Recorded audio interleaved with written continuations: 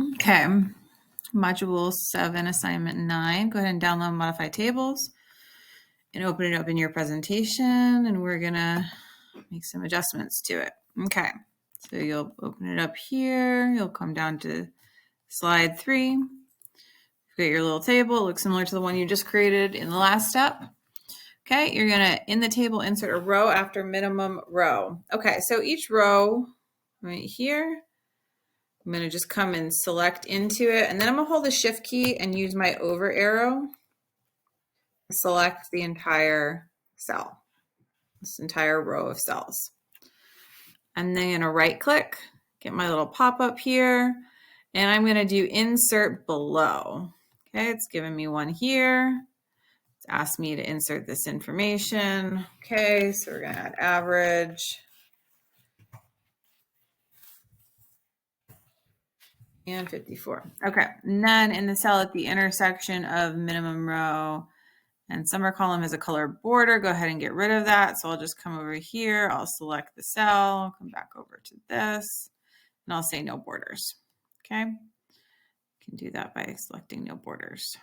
But however, then you'll notice actually that I lost my border under summer. So I'm just gonna select this and tell it to, with the drop down, to only worry about the bottom border. So I'm going to remove the bottom border. Oops, that just added it.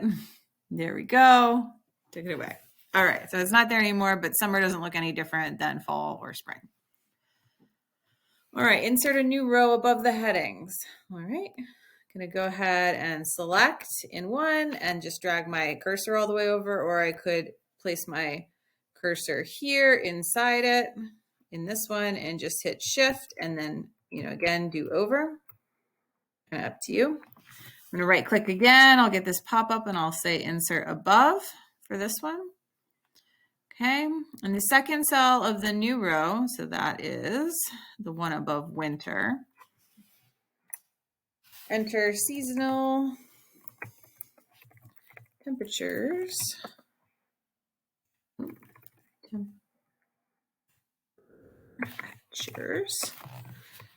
And Fahrenheit. Okay, so you'll see it kind of came all the way across because the text is doing what's called wrapping. I could turn that off if I wanted to. Up here in my paragraph with text wrapping. Okay, but I'm not going to worry about that now. Select the second through fifth cells. So let's go ahead. We're going to select in here. I'm going to use the shift and then over key. Okay, and it wants me to merge them. So right click and we're going to look for merge cells. Okay. All right, and then center the text vertically and horizontally.